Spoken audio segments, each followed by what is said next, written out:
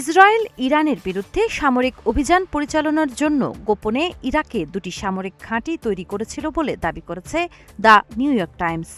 প্রতিবেদনে বলা হয় ২০২৪ সালের শেষ দিকে নির্মিত এসব ঘাঁটি ইরানে হামলার সময় কমানো, চিকিৎসা সহায়তা ও লজিস্টিক সাপোর্টে ব্যবহৃত হয়েছে। এর আগে দ্য ওয়াল স্ট্রিট জার্নাল পশ্চিম ইরাকের মরুভূমিতে একটি গোপন ঘাঁটির তথ্য প্রকাশ করেছিল। পরে স্যাটেলাইট ছবিতে কারবালার কাছে অস্থায়ী বিমান ঘাঁটির মতো স্থাপনা দেখা যায়। নিউ ইয়র্ক টাইমসের দাবি, এসব ঘাঁটি পাহারার সময় এক বেদুইন রাখাল ও এক ইরানি সেনা নিহত হন। স্থানীয়দের অভিযোগ, সন্দেহজনক তৎপরতার বিষয়ে আগে থেকেই সতর্ক করা হলেও যথাযথ ব্যবস্থা নেওয়া হয়নি। ইরাকি আইন প্রণেতারা ঘটনাকে দেশের সার্বভৌমত্বের লঙ্ঘন হিসেবে বর্ণনা করেছেন। তবে এ বিষয়ে এখনও আনুষ্ঠানিক মন্তব্য করেনি ইসরায়েল বা যুক্তরাষ্ট্র।